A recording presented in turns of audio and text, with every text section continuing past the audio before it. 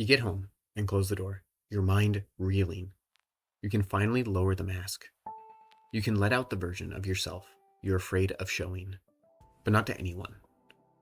Just an empty room, a prison built with walls of your own creation. The wish to be understood, but unable to tell a soul, a paradox of the human condition. Because the moment you open your mouth, everything changes. The secret is out. And one can no longer control how they are seen. I might lose everyone, a worry I cannot shake, because someone I care about being disappointed in me would mean more pain than being silent.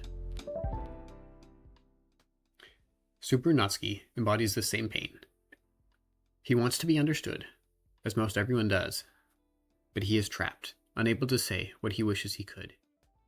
He wants to be valued by others, and he wants to be there for them. This theme is seen throughout the show ReZero, a show packed with feelings of honesty, growth, failure, and even the one thing that keeps us all awake at night. Let's talk about the wish to be understood and the visceral fear of actually letting someone in. Why are we actually afraid? It usually comes down to a few brutal outcomes. Maybe it's rejection, showing who we are and being told it's not enough. Worse would be indifference, spilling your heart out only to have it met with a shrug, leaving you more invisible than when you were silent. Then there are ways the truth can be twisted. Misinterpretation, where your honesty only widens the divide, leaving you less understood than before. And the most dangerous one, weaponization, when your vulnerability is recorded and filed away, only to be thrown back in your face later to control or belittle you. To deconstruct these feelings, Subaru Natsuki is held captive not by past social or emotional experiences, but by a literal supernatural hand, the ability to return by death. An ability that does not shield him from the extreme physical or mental pain of death.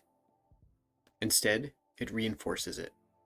It punishes him for speaking out about what's going on in his mind.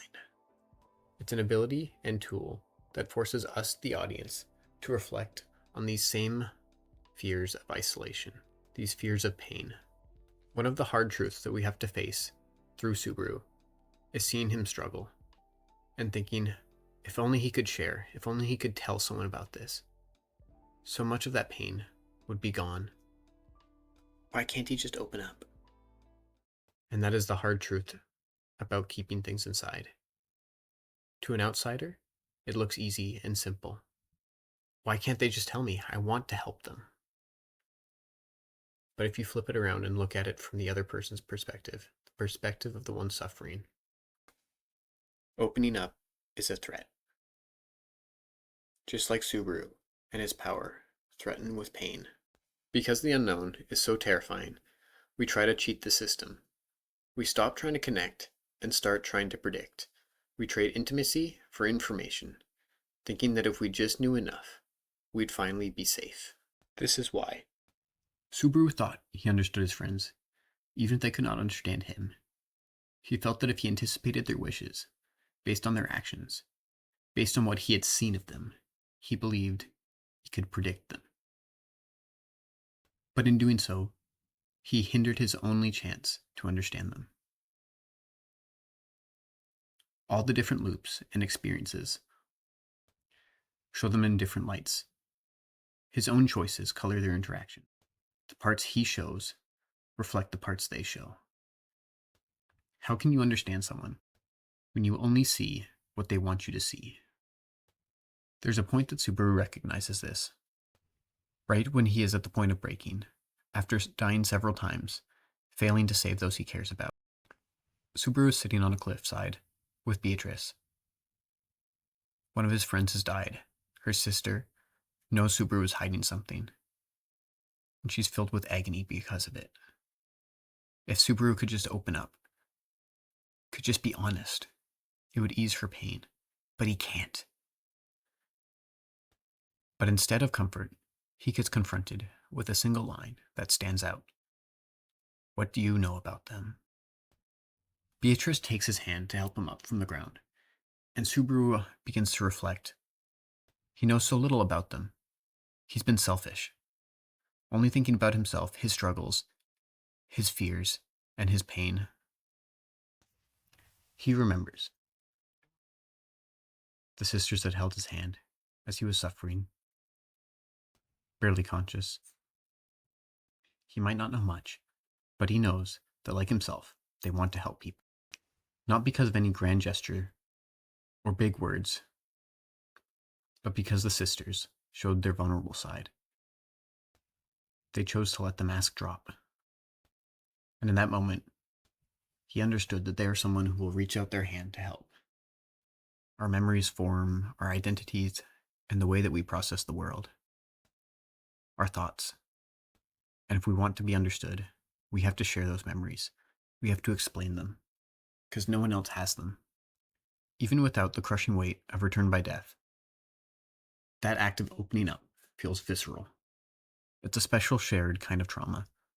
Our minds believe the walls it built are the only thing protecting us from rejection, from being judged, from people seeing how strange and messy our hearts are. We can't bear having all of our mistakes laid out. Something that is not understood is that we don't need to disassemble the walls. We need to map them, to understand them. Once we understand why they're there, we can make them a fortress instead of a prison. The difference is the gate. With a fortress, we choose when, where, and who we let inside. It's a choice reserved for the people that deserve, that earn it. We can do it bit by bit, understanding what the wall is there to protect against and look out for it. But there's something to understand. We can never control another. We should never seek to. That's the harshest truth. We can seal ourselves in, or we can understand that connection is pain. Pain that has a reward, but pain nonetheless.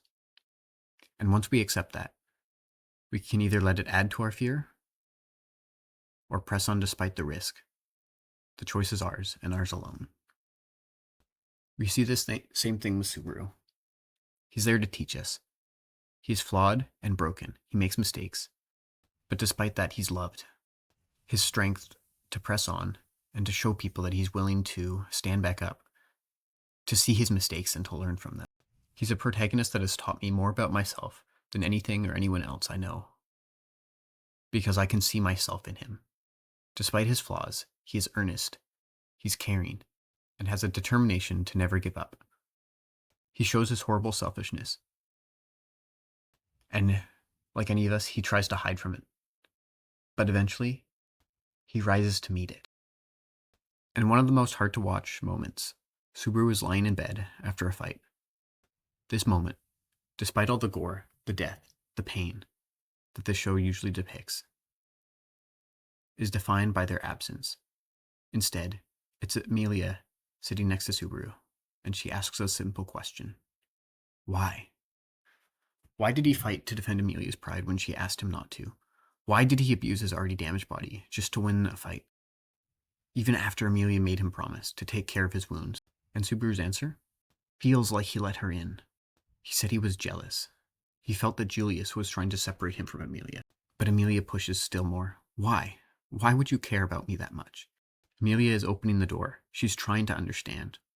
But Subaru can't walk through it. He is held captive by his trauma. He can see that Amelia is desperately trying to let him in. But his mind is screaming, open your mouth, and the pain will come. To Amelia, this is purely irrational. This is the part that is hard. To an outsider, it's simple. To the one suffering, it's the hardest thing they could do. We have to fight ourselves, and we know that once we explain our pain, our struggles, they can never be taken back. What if we screw things up? Is the question that will always play in one's mind. The toll is too high. It would mean spilling everything, the memories they lost, that only he retains. But ultimately, it's because he fails to understand her. He doesn't see that by keeping his walls up, he's breaking the only thing she values, being seen as an equal. With Subaru and Amelia, they tried to understand each other, but they did not understand how to navigate their own pains, and thus the defenses of each of their walls repelled each other. Understanding needs to come not from one, but from both people. It's a two-way street, built slowly on trust, but it takes massive emotional leaps of faith. We don't open doors because they're safe. We open them because we want what can't be gained otherwise. That price needs to be understood. Both of them just want to be accepted for who they are. Here, they were so close, but they could not see the pain the other carried, could not help the other understand themselves. They had walls, but no proper gates, and the human imperfectness injures them. Both retreat, trust is broken, walls reinforced, more pain, more scars. But what matters is that they face each other again, seeing others hurt us, and us hurting them, apologizing sincerely, and doing our best to understand why we clashed, where the wounds come from, and how to avoid leaving the scars again. But also understanding we're not perfect. We will hurt and be hurt again. Despite honest effort on both sides, that is just part of being human. We have to show the darkest parts of ourselves, the easiest to wound, and in the hands of the wrong person, it's nothing but a hell. That is why walls are not evil. But they must be made to work for us, not us for them. We have to be careful not to get comfortable in the prison. If we want to be understood, we have to first understand.